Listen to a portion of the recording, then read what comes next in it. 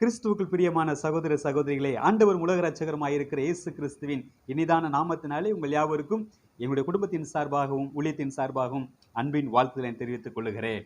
எனக்கு அன்பான தேவனுடைய பிள்ளைகளே, ஒரு சில நேரங்களில நாம் ஆண்டவரை பார்த்து கேள்வி கேட்கிறோம்.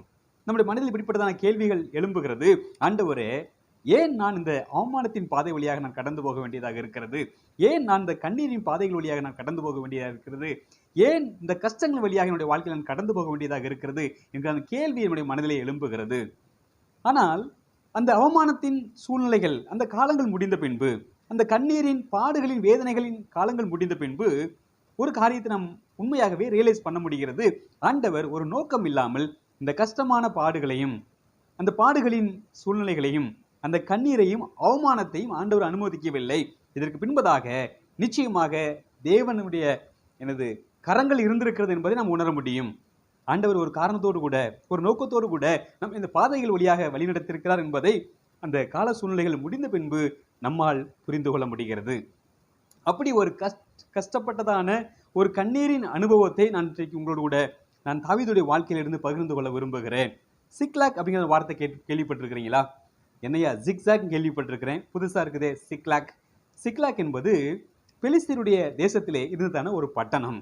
இந்த பட்டணத்துக்கு தாவீது ஏன் போனார், எதற்காக போனார் என்று நாம் தியானிக்கும் பொழுது புரிய வருகிறது. தன்னுடைய உயிரை காப்பாற்றிக் கொள்வதற்காக தாவீது பெலிஸ்திய தேசத்தில் இருக்கிறதான சிக்லாக்லே இருக்க வேண்டியதாக இருக்கிறது. கிட்டத்தட்ட ஒரு வருஷமும் 4 மாதமும் தாவீது அந்த சிக்லாக் பட்டணத்திலே தானும் தன்னோடு இருக்கிறதான அந்த 600 பேரும் குடும்பத்தோடு கூட அவர்கள் தங்கி இருக்கிறார்கள். ஏன் பெலிஸ்திய தேசத்திற்கு போக வேண்டும்?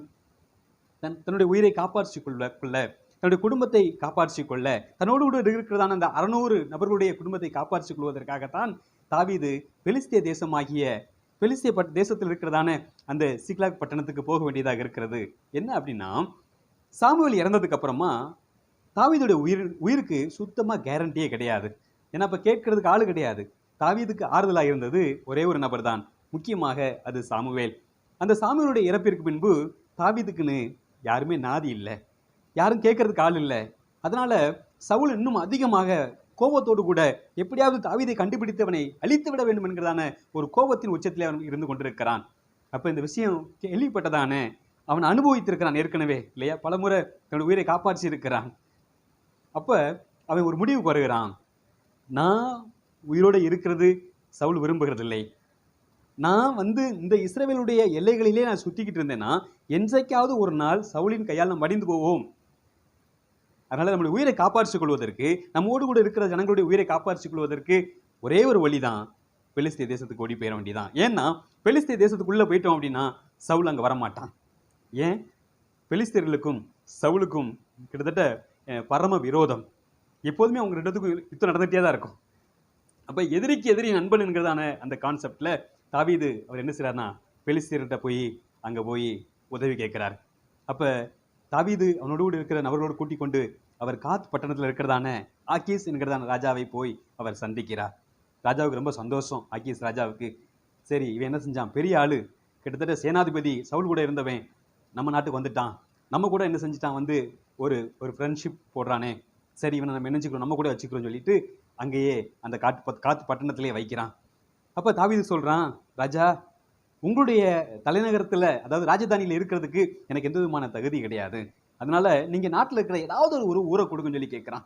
அப்படி அவன் கேட்ட பொழுது அவனுக்கு கொடுக்கப்பட்டதான பட்டணம் தான் இந்த சிக்லாக் என்கிறதான பட்டணம். இந்த சிக்லாக் பட்டணத்துல இருக்கும் பொழுதுதான் தாவீதுடைய வாழ்க்கையில ஒரு மறக்க முடியாத அனுபவம். ஏற்கனவே கஷ்டத்திலிருந்து, பாடுகள்ல இருந்து, வேதனையில இருந்து என்ன செய்யணும், ஒரு முடிவு கட்டணும் அப்படின்னு சொல்லிட்டு தான் அவர் என்ன செஞ்சாருன்னா, தன்னுடைய குழுவோடு கூட இணைந்து அவர் என்ன செஞ்சாருன்னா பெலிஸ்திய தேசத்துக்கு போனாரு. ஆனா அங்க போய் என்ன செய்யல, கஷ்டம் தீரல. கொஞ்ச காலம் தான் அவங்க நிம்மதியா இருந்தாங்க.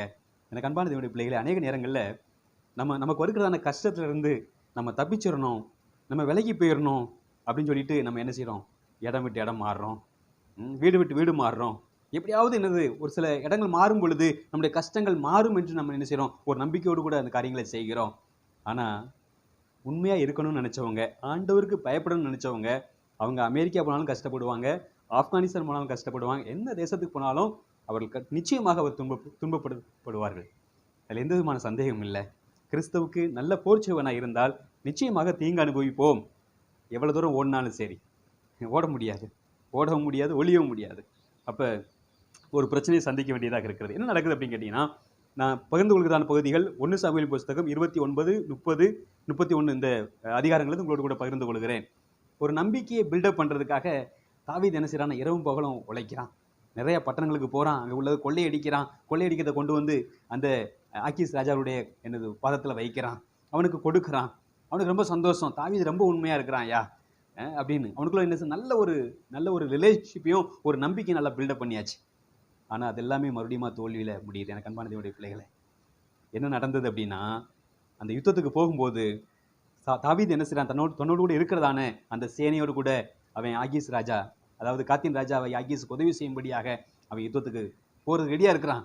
தன்னுடைய ஜனத்துக்கு எதிராகவே, தன்னுடைய சொந்த ஜாதி மக்களுக்கு விரோதமாக யுத்தம் செய்வதற்கு கூட தாவீது ஆயத்தமா இருக்கிறான். காரணம், உப்பு போட்டவங்களுக்கு உண்மையா இருக்கணுங்கிறதுக்காக அந்த ராஜா கூட சேர்ந்து என்ன செய்யறான், அந்த சவுலுக்கு விரோதமாக யுத்தம் பண்றதுக்கும் கூட ஆயத்தமா இருக்கிறான். அவன் கிளம்பி போகும்போது அங்கே அவனுக்கு ஒரு அவமானம் நேரிடுகிறது. என்ன நடந்ததுன்னா, அந்த ஆகீஸ் கூட மற்ற பெலிஸ்திய பிரபுக்கள் என்ன செய்யறாங்கன்னா வந்து சொல்றாங்க, இந்த எபிரேயன் என்னத்துக்காக நம்ம கூட வர்றான், அவனை எதுக்கு நம்ம கூட கூட்டு போகணும், ஞாபகம் வச்சுக்க, என்ன இருந்தாலும் அவன் இஸ்ரவேலன், எப்போ வேணாலும் அவன் நம்மளை முதுகுல குத்துவான் எந்த நேரத்தில். ஏன்னா நம்ம எதிராக போறது யாரு, அவங்களுடைய சொந்த ஜாதி ஜனங்களுக்கு விரோதமாக போறோம், அவனுடைய தேசத்துக்கு விரோதமாக போறோம். இவனை என்ன செய்ய வேண்டாம், நம்ப வேண்டாம், இதில் கவனமா இருக்கணும், அவனை யுத்தத்துக்கு நம்ம கூப்பிட்டு போக வேண்டாம்னு சொல்றாங்க. அப்போ ஆகீஸ் ராஜா சொல்றாரு, தயவுசெய்து தப்பா நினைக்காதீங்க, இவ்வளவு காலம் என் கூட தான் இருந்தான், எனக்கு ஒரு தேவதூதனை போல இருந்தான், உண்மையா இருந்தான், நான் இடத்துல ஒரு குற்றமும் ஒரு குறையும் இது வரைக்கும் நான் பார்த்தது இல்லை, அதனால அவனை தைரியமா நம்பலாம்னு சொல்றான். ஆனாலும் பெலிஸ்தியர்கள் மற்ற பிரபுக்கள் கேட்கல. இவனுக்கு மனசு ரொம்ப கஷ்டம், ஒரு ஹெல்ப்லெஸ் சுச்சுவேஷன்.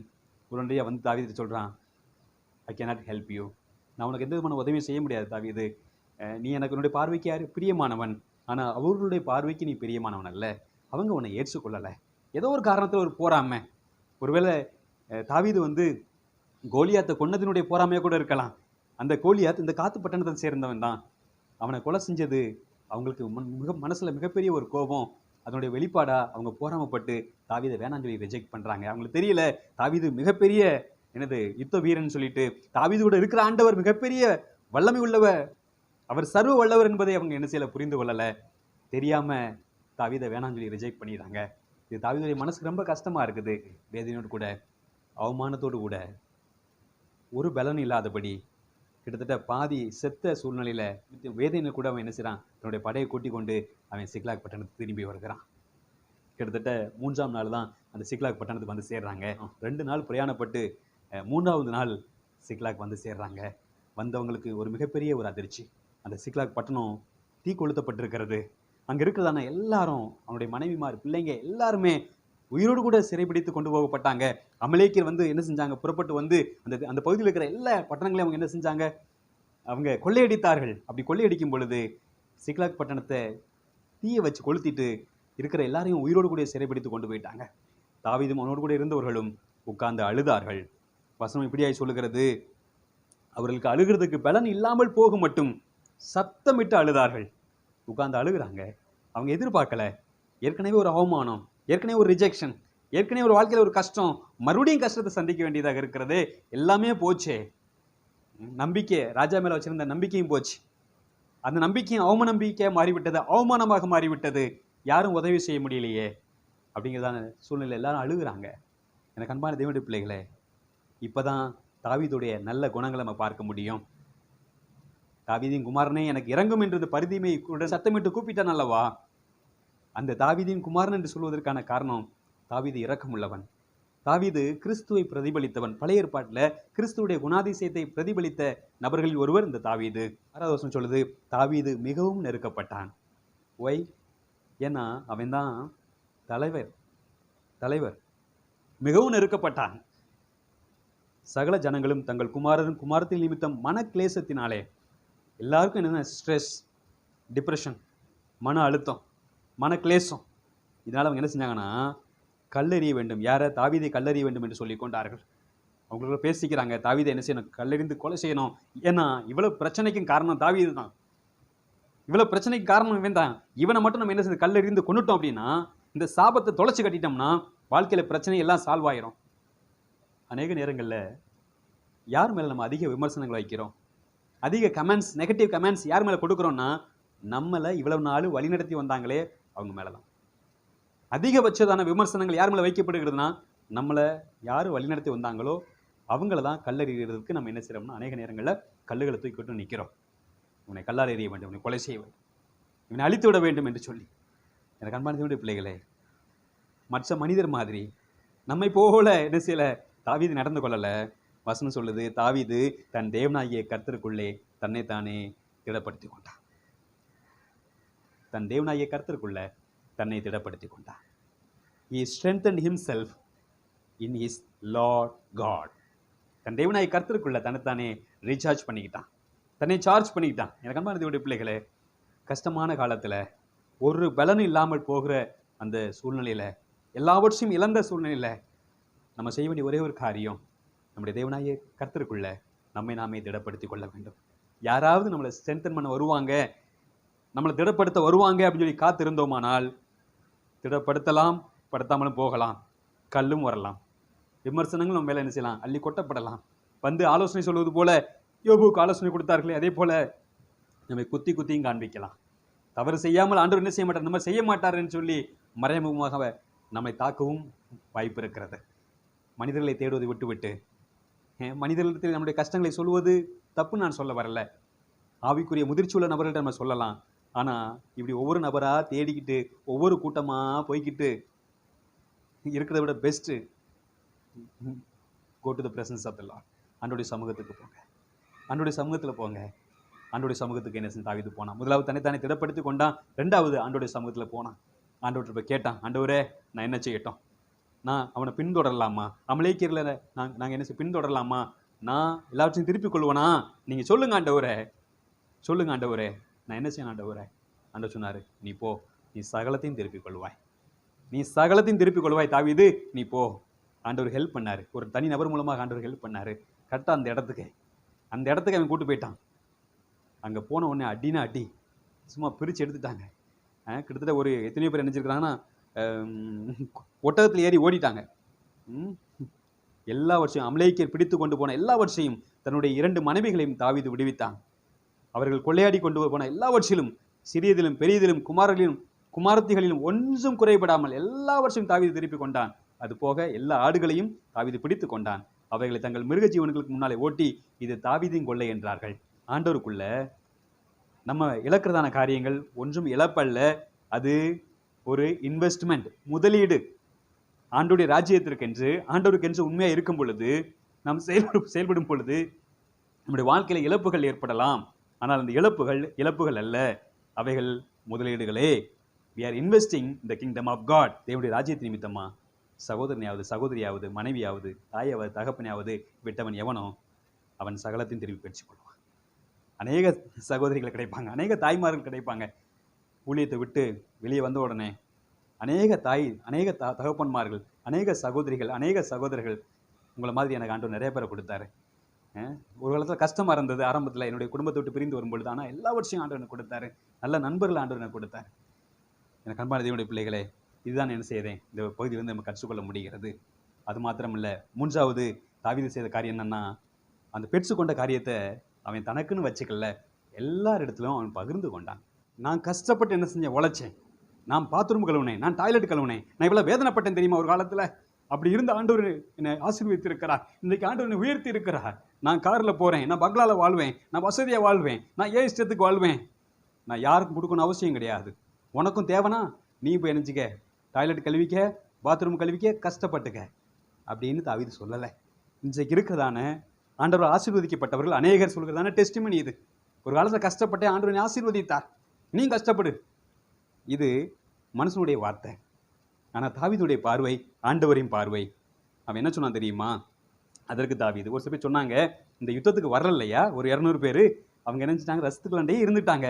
அவங்களுக்கு கிடையாது, யுத்தத்தில் கஷ்டப்பட்டு போனது நம்ம தான். இருந்த கொஞ்சம் பலனோடு கூட போய் யுத்தம் பண்ணது நம்ம தான் என்ன செஞ்சுக்கணும், கொள்ளையை வச்சுக்கணும், அவங்களுக்கு யாருக்கும் கொடுக்கக்கூடாது அப்படின்னு சொல்லி அங்கே இருந்ததான பேலியாளின் மக்களாம். யார்? பிசாசுடைய பிள்ளைங்க. பிசாசுடைய பிள்ளைங்க தான் என்ன செய்ய மாட்டாங்கன்னா மற்றவங்க கூட ஷேர் பண்ணணும்னு சொல்ல மாட்டாங்க. ஷேர் பண்ணக்கூடாதுன்னு சொல்லுவாங்க. நம்ம தான் கஷ்டப்பட்டோம், நம்மளே வச்சுக்கணும்னு நினைப்பாங்க. ஆனால் ஆண்டவருடைய பிள்ளைங்க அப்படி செய்ய மாட்டாங்க. அதற்கு தாவீது, என் சகோதரரே, கர்த்தர் நமக்கு தந்ததை நீங்கள் இப்படி செய்ய வேண்டாம். யாருங்க நமக்கு கொடுத்தா? இந்த வெற்றியை நமக்கு யார் கொடுத்தா? இந்த கொள்ளை யார் கொடுத்தா? இந்த ஆசீர்வாதத்தை ஆண்டவர் யார் கொடுத்தா? எல்லாம் அவர் தானே கொடுத்தாரு. ஒரு காலத்தில் ஒன்றும் இல்லாமல் நம்ம என்ன செஞ்சோம்? ரோட்டோரமாக தான் நம்மளுடைய வாழ்க்கை இருந்துச்சு. எல்லாவற்றையும் கொடுத்தது யார்? ஆண்டவர். அதனால தாவீது சொல்றாரு, கர்த்தர் நம்மை காப்பாற்றி நமக்கு விரோதமாக வைத்திருந்த அந்த தண்டை நம்முடைய கையில ஒப்பு கொடுத்தார். இந்த காரியத்தில் உங்கள் என்ன கேட்க யார் சம்மதிப்பார்? யாரும் சம்மதிக்க மாட்டாங்க. யுத்தத்துக்கு போனவர்களின் பங்கு எவ்வளவோ அவ்வளவு ரஸ்துக்கள் அண்டையில் இருந்தவர்களுக்கும் பங்கு வீதம் கிடைக்க வேண்டும், சரி பங்காக பங்கிடுவர்களாக என்றான். அதனால அப்படியே அந்நாள் முதற்கொண்டு நடந்து வருகிறது. என்னைக்கு இந்த 1 சாமுவேல் புஸ்தகம் எழுதுற அந்த காலங்கள் வரைக்கும் என்ன செஞ்சான்? அப்படியே நடந்துகிட்டே இருந்துச்சான். எத்தனை வருஷம் அவங்க என்ன செஞ்சாங்க? அதை கண்டினியூ பண்ணாங்க நமக்கு தெரியாது. பல வருஷம். தாவீது என்ன செஞ்சாரா? ஒரு கட்டளையை போட்டார். அதை இஸ்ரவேலிலே இந்நாள் வரைக்கும் இருக்கிற கட்டளையும் பிரமாணமாக ஏற்படுத்தினான். அன்னைக்கு தாவீது பண்ண கட்டளைங்க யுத்தத்துக்கு போனவங்களுக்கு மட்டும் கிடையாது, ரஸ்துக்கள் அண்டையில் இருந்தவங்களுக்கும், பலவீனமாக இருந்தவங்களுக்கும். அவங்களும் ஆண்டோடைய படையை சேர்ந்தவங்க தான், ஆண்டோடைய சேனையை சேர்ந்தவங்க தான். ஏதோ சோர்ந்து போயிட்டாங்க, ஏதோ ஒரு சில சூழ்நிலை அவங்களால யுத்தத்துக்கு போக முடியல. அதற்காக அவங்களுக்கு பங்கு வீதம் கிடைக்கக்கூடாது அப்படிங்கிறதுக்காக கிடையாது. எல்லாருக்கும் சம பங்கா என்ன செய்யணும்? பங்கிடணும். அது மாத்திரமில்ல, அங்கே கொள்ளையடிச்சது எல்லாமே அந்த தாவீதின் கொள்ளைன்னு சொல்லி சொன்னாங்க இல்லையா? அந்த கொள்ளையில் எல்லாத்தையும் கிஃப்ட் பேக் பண்ணி எல்லாருக்கும் அனுப்பி வச்சிருக்கிறாங்க. யாரெல்லாம் தாவீதுக்கு உதவி செஞ்சாங்களோ, அவன் காடுகள்லையும் மலைகள்லையும் கஷ்டப்பட்ட காலங்களில் யாரெல்லாம் அவனுக்கு உதவி செஞ்சாங்களோ அவங்க எல்லாத்துக்கும் பார்சல் போட்டு அப்படி என்ன அனுப்பியாச்சு. எல்லாருக்கும் கொடுத்து விட்டுருக்காங்க. ஷேரிங். எனக்கு அன்பான தேவனுடைய பிள்ளைகளை, நம்முடைய வாழ்க்கையில் எவ்வளவு கஷ்டப்பட்டு நம்ம முன்னுக்கு வந்திருந்தாலும், எவ்வளவு வேதனைப்பட்டு முன்னுக்கு வந்திருந்தாலும், ஆண்டவர் நம்ம இப்பொழுது ஆசீர்வதித்திருந்தால் நிச்சயமாக நம்முடைய ஸ்டாண்டர்ட் ஆஃப் கிவிங்கையும் நம்ம என்ன ரைஸ் பண்ணணும். ஆண்டவர் நம்முடைய ஸ்டாண்டர்ட் ஆஃப் லைஃப்பை வந்து ஆசீர்வதிக்கும் போது நம்முடைய ஸ்டாண்டர்ட் ஆஃப் கிவிங் இருக்குது பார்த்தீங்களா, அதையும் ரைஸ் பண்ணணும். ஆண்டவர் தான் எதிர்பார்க்குறேன். ஷேர் பண்ணணும் மற்றவங்களோட கூட. நமக்கு உதவியாக இருந்தவங்க எல்லாரும் கூடயும் நம்ம என்ன செய்யணும்? பகிர்ந்து கொள்ளணும். அது மாத்திரம் இல்லை, எல்லாருக்கும் சமமாக பங்கிட்டு கொடுக்கணும். யாருக்கும் கிடையாது நான் கொடுக்க மாட்டேன்னு நினைச்சக்கூடாது, சொல்லக்கூடாது. தேவையில் இருக்கிறவங்க அநேகம் இருக்கிறாங்க, எல்லாருக்கும் பகிர்ந்து கொடுக்கணும். இது ஆண்டவருடைய பார்வை. மனிதனுடைய பார்வை வேறு, ஆண்டவருடைய பார்வை வேறு. ஆண்டவர் பார்ப்பது போல தாவீது பார்க்க கற்றுக்கொண்டான். எனக்கு அன்பான தேவனுடைய பிள்ளைகளே, இப்போ இந்த விஷயத்தை வந்து பார்க்கும் பொழுது ஏன் தாவீது இவ்வளவு கஷ்டப்பட்டார்? வெறும் இந்த கொள்ளைக்காகவா? இந்த ஆசீர்வாதத்துக்காகவா? ஒருவேளை ப்ராஸ்பரிட்டி ப்ரீச் பண்ணுற பிரசங்கா இருந்தாங்க சொல்லியிருப்பாங்கன்னா, எவ்வளவு கஷ்டப்பட்டீங்களோ அவ்வளவு கொள்ளை நினைச்சிங்க, நீங்கள் ஆசீர்வதிக்கப்படுவீங்க, மிகப்பெரிய கொள்ளை உங்களுக்கு கிடைக்கும் அப்படின்னு அவங்க என்ன செஞ்சிருப்பாங்க? சொல்லியிருப்பாங்க. ஆனால் இந்த அதிகாரங்கள் எல்லாம் வரிசையாக ஒவ்வொரு அதிகாரமாக படிக்கும் பொழுது ஒரு சில விஷயங்கள் ஆவிக்குரிய பிரகாரமாக கற்றுக்கொள்ள எனக்கு ஆண்டவர் உதவி செய்தார். இப்போ என்ன விஷயம் கேட்டிங்கன்னா, இப்போ தாவீதை ஆண்டவர் அமலேக்கியர் கூட யுத்தம் பண்ண போக வச்சு, அதாவது பெலிஸ்தியர்களால் ஆண்டவர் தாவீதை ரிஜெக்ட் பண்ண வச்சு, வேண்டான்னு சொல்ல வச்சு, அவமானப்படுத்துகிற மாதிரி சூழ்நிலை இருந்திருக்கலாம். ஆனால் அந்த சூழ்நிலை வழியாக அவனை வழிநடத்தி ஆண்டவருடைய திட்டம் ஒன்று நடந்துட்டு இருக்குது. அதில் தாவீது என்னது தலைவிடாமல் ஆண்டவர் பார்த்துக்கிட்டார். தாவீதுக்காக தான் ஆண்டவர் ஒர்க் பண்ணுறாருங்க. ஆனால் ஆண்டவருடைய பிள்ளைங்களுக்காக தான் ஆண்டவர் ஒர்க் பண்ணுவார். தாவீதுக்காக தான் ஆண்டவர் வேலை செய்கிறாரு. ஆனால் தாவீது அதில் எந்த விதத்தில் என்ன செஞ்சிடக்கூடாது? அவருடைய சித்தத்தில் மண்ணலி போட்டக்கூடாதுங்கிறதுக்காக தாவீதுடைய கவனத்தை ஆண்டவர் திசை திருப்புகிறார். என்ன நடக்குன்னா, இப்போ தாவீது இந்த அவமானம், இந்த கஷ்டம், இந்த வேதனை, இந்த யுத்தத்தின் வழியாக, இந்த சூழ்நிலை வழியாக கடந்து போகும் பொழுது இந்த ஸ்க்ரீனுக்கு பின்னால் ஆண்டவர் வேற ஒரு வேலையை பண்ணிட்டு இருக்கிறாரு. ஆண்டவர் என்ன பண்ணிட்டு இருக்கிறாருன்னு பார்த்தீங்கன்னா, இந்த இஸ்ரவேலுக்கும் பெலிஸ்தீனுக்கும் சண்டை நடந்துட்டு இருக்குது. ஒருவேளை தாவீது இந்த விஷயத்துல கவனம் செலுத்த சூழ்நிலை வரல அப்படின்னா, நிச்சயமாக அந்த பெலிஸ்திய ராஜா இருக்கிறானே, காத்தின் ராஜாவாய் ஆகீஸ், அவனுடைய தலைமையில் நடக்கிற அந்த யுத்தத்துல போய் சவுலுக்கு விரோதமா யுத்தம் பண்ணியிருப்பான். ஒருவேளை நேரடியா சவுலை தாவீது கொலை செய்ய வேண்டியதான சூழ்நிலை வந்திருக்கலாம். அப்படி இல்லாட்டாலும் நிச்சயமா அந்த சவுலுக்கு எதிரணியில் இருக்கிறதுனால சவுல் கொலை செய்யப்பட போகிறான், சவுல் வந்து மறிக்க வேண்டும். இப்ப தாவீது வந்து அந்த பிலிஸ்திய படையோடு கூட இருக்கிறதுனால நிச்சயமாக தாவீதின் மேல் பழி சுமரும். சவுலுடைய காரணத்துக்கு தாவீது தான் காரணம் என்று ஒரு தாவீதுடைய நற்பெயருக்கு களங்கம் ஏற்படுத்தி விடுவார்கள். ஒரு புள்ளி வச்சிருவாங்க, கரும்புள்ளி வச்சிருவாங்க. அது என்றென்றைக்கும் தாவீதுடைய மனசுலேயே மிகப்பெரிய ஒரு காயத்தை, ஆறாத வடுவை ஏற்படுத்தி விடும். எந்த காரணத்துக்காக தாவீது தன்னுடைய உயிரை பிடித்து கொண்டு ஓடிக்கொண்டு அலைஞ்சானோ, எதற்காக ஓடிக்கொண்டு அலைஞ்சான்? சவுல் என்னை கொலை செஞ்சிடக்கூடாது, அதே போல நானும் சவுல் மேல கையை வச்சிடக்கூடாது. பாருங்க, இதுக்கு அப்படியே ஒரு 2 அதிகாரத்துக்கு பின்னால போனீங்கன்னா தாவீது சொல்ற பாருங்க, பின்னும் தாவீது கர்த்தர் அவரை அடித்து அல்லது அவருடைய காலம் அவர் மரித்து, அல்லது அவர் யுத்தத்திற்கு போய் மாண்டால் ஒழிய, நான் என் கையை கர்த்தர் அபிஷேகம் பண்ணினவர் மேல் போடாதபடிக்கு கர்த்தர் என்னை காக்க கடவர் என்று கர்த்தருடைய ஜீவனை கொண்டு சொல்லுகிறேன். இப்பொழுதும் அவர் தலைமாட்டில் இருக்கிற ஈட்டியையும் தண்ணீர் செம்பையும் எடுத்துக்கொண்டு போவோம். அவ்வளவுதான். அவனை ஒன்றும் செய்ய வேண்டாம். சவுல ஆண்டவரா அடிக்கட்டும், இல்லை யுத்தத்துக்கு போய் சாகட்டும், இல்லை அவருடைய நாள் அவரே நினைச்சிட்டோம் ஆண்டவர்கிட்ட போட்டோம், நான் மாத்திரம் அவன் மேலே கை வைக்க மாட்டேன், அவர் மேலே கை வைக்க மாட்டேன். அந்த கை எந்த காரணத்திற்காக இவ்வளவு கஷ்டப்படுகிறாரோ, இவ்வளவு வேதனைப்படுகிறாரோ, அதே தவிர தாவீது செய்ய வேண்டிய சூழ்நிலை வந்துடும். அதிலிருந்து ஆண்டவர் தாவீது என்ன செய்கிறார்? காப்பாற்றிருக்கிறார். எவ்வளவு ஆச்சரியமா இருக்கு பாருங்களேன். ஒருவேளை இவங்க ரிஜெக்ட் பண்ணதோட இந்த சிக்லாக்ல இந்த கஷ்டமான அனுபவம், இந்த சிறைபிடித்து கொண்டு போகிற இந்த அனுபவம் தாவீதுக்கு ஏற்படாவிட்டால் நிச்சயமாக இந்த அவமானம், தோல்வியிலே, கஷ்டத்துல தாவீது நிச்சயமா போய் சவுலுக்கு ஹெல்ப் பண்ண போயிருப்பான். அப்படி போயிருந்தான்னா தாவீது உண்மை இல்லாதவனாக போயிருப்பான். இவ்வளவு நாள் நமக்கு உப்பு போட்டு சாப்பாடு கொடுத்தானே அந்த காத்தின் ராஜாவை ஆக்கீஸ், அவனுக்கு விரோதமாக யுத்தம் பண்ணியிருப்பான். அதாவது துரோகியா மாறி இருப்பான். இந்த கண்பான தேவனுடைய பிள்ளைகளே, எப்படி பார்த்தாலும் இந்த விஷயத்தை தவிர, இந்த சூழ்நிலை தவிர வேற சூழ்நிலையில் தாவீது போக வேண்டியிருந்ததுன்னா நிச்சயமா ஆண்டவருடைய சித்தத்துக்கு விரோதமாகவே தாவீது போயிருப்பான். அதிலிருந்து அவனை காப்பாற்றவும், அவனுக்காக அந்த இடத்தை ஆயத்தம் பண்ணவும் ஆண்டவர் என்ன செய்யறாருன்னா கால சூழ்நிலைகளை அப்படியே மாற்றி விடுகிறார். ஒரு சில காரியங்களை அவனுடைய வாழ்க்கை அனுமதிக்கிறார். நம்முடைய வாழ்க்கையிலையும் ஆண்டவர் ஒரு சில விஷயங்கள்லேருந்து நம்மளை காப்பாற்றும்படியாக, நம்முடைய ஆத்மாவை தப்புவிக்கும்படியாக, நமக்கென்று அவர் வைத்திருக்கிற உன்னதமான நோக்கத்தை நிறைவேற்றும்படியாக நம்முடைய கவனத்தை திசை திருப்பி வேறு பாதையிலே வழி நடத்துகிறார். அது கஷ்டமான பாதையாக இருக்கலாம், கண்ணீரின் பாதையாக இருக்கலாம், அவமானத்தின் பாதையாக இருக்கலாம்.